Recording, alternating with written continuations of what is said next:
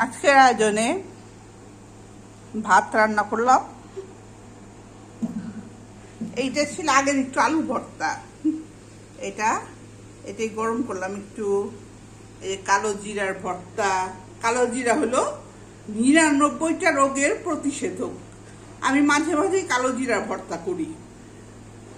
এই যে পাবদা মাছ সে তরকারি বেগুন দিয়ে।